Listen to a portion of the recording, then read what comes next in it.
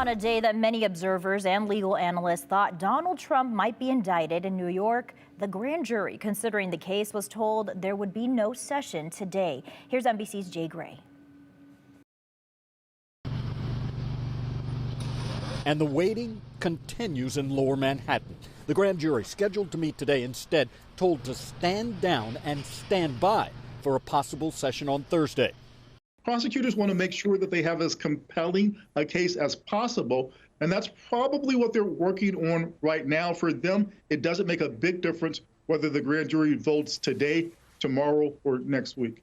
Former President Donald Trump lashing out at New York District Attorney Alvin Bragg on social media, calling him a rogue prosecutor who's having a hard time making a case. The New York Times reporting Trump continues to talk to friends and advisors about his possible arrest, even welcoming the idea of a perp walk, and has mused openly about whether he should smile for the assembled media.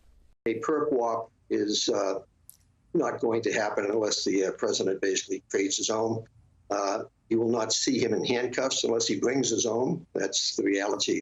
Reality has often been tough to figure out in this case, though a fisherman watching supporters outside the former president's Mar-a-Lago estate sums it up like this. Now, I ain't got nothing against Donald Trump, you know what I mean? But I think if he stopped doing half of the stuff he's doing, he wouldn't get himself in so much trouble. Of course, right now, there's no clear indication what, if any, trouble the former president may be in. Jay Gray, NBC News, New York. And if ultimately there is an indictment in the case, former President Trump isn't likely to show up in New York until at the earliest sometime next week.